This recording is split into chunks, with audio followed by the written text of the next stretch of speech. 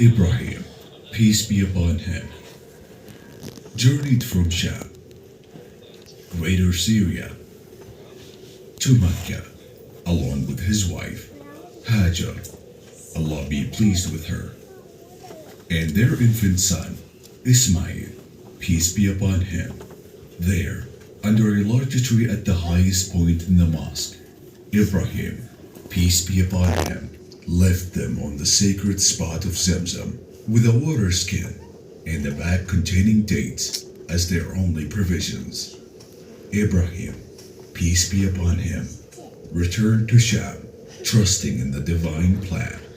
During that time, Mecca was a desolate, uncultivable land with black mountains, barren valleys, and an uninhabited town devoid of any residents. Hajar, Allah be pleased with her, followed Ibrahim, peace be upon him, trying to understand why they were to be left in this desolate place. She called out, "O Ibrahim, O Ibrahim, where are you going, leaving us in this valley, where there is no person with whom we may find companionship, nor is there anything of benefit?" She persisted in her questioning, following him until they reached Qada, repeatedly asking, "O Ibrahim, to whom are you leaving us?" She repeated that to him many times, but Ibrahim, peace be upon him, did not turn back to respond. Then she asked him, "Has God commanded you to do this?" He, peace be upon him, affirmed, "Yes." She then uttered words of profound faith, saying, "Then he will not neglect us." With this unwavering trust in God's plan, she turned back, while Ibrahim, peace be upon him, continued his journey. Having reached the mountain pass where they could not see him, Ibrahim, peace be upon him, faced Kaaba, raised his both hands in supplication, and prayed as recorded in the Quran.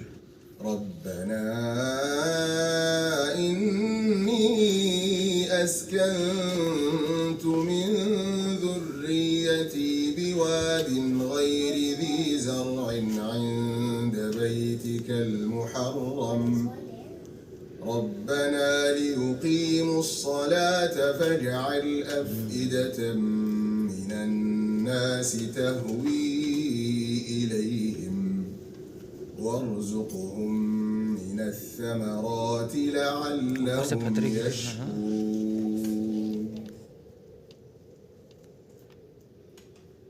Hajar, Allah be pleased with her, remained with her son, Ismail, peace be upon him, for several days. As their food and water ran out, signs of anxiety and fear surfaced. Confronted by the imminent challenge of survival, Hajar, Allah be pleased with her, hurried to a nearby valley, framed by two mountains, Safa and Marwa. Opting for Safa, the closer of the two, she ascended its heights, surveying the valley in the hope of spotting someone, yet finding no one.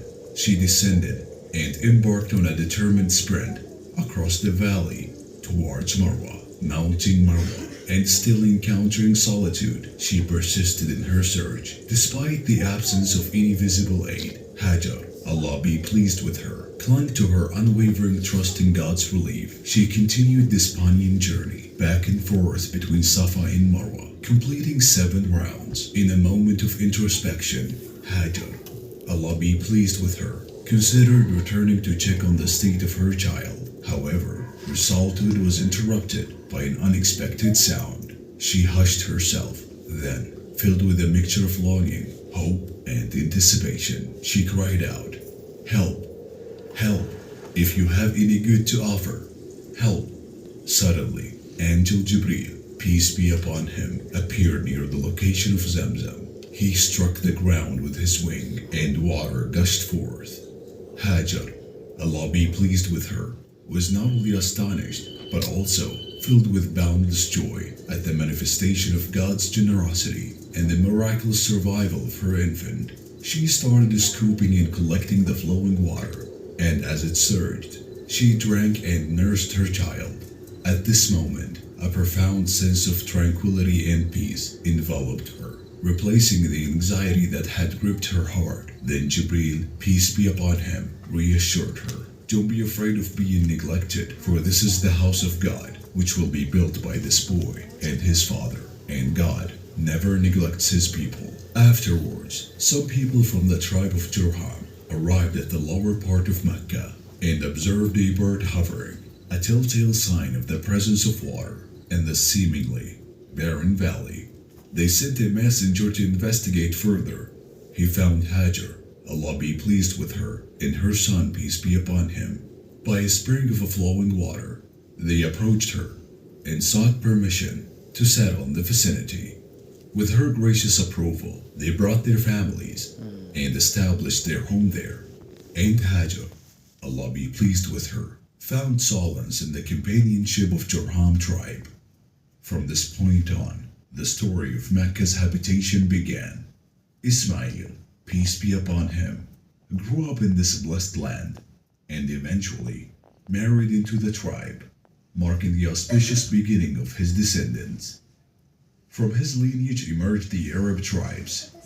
Among them are Quraysh and Banu Hashim, culminating in the birth of a Prophet Muhammad, peace be upon him. This is Makkah al-Mukarramah, a safe sanctuary where, until our present day, the fruits of all kinds are brought, and its people are provided with blessings by the grace of God, and then by the supplication of our father, Ibrahim, peace be upon him, the steadfast follower of the pure monotheistic faith, and the bearer of the banner of Tawheed, monotheism, and faith. The Quran says, and mention, وَإِذْ جَعَلْنَا الْبَيْتَ مَثَابَةً لِلنَّاسِ وَأَمْنًا وَاتَّخِذُوا مِن مَّقَامِ إِبْرَاهِيمَ مُصَلًّى وَعَهِدْنَا إِلَى إِبْرَاهِيمَ وَإِسْمَاعِيلَ أَن طَهِّرَا بَيْتِيَ لِلطَّائِفِينَ والعاكفين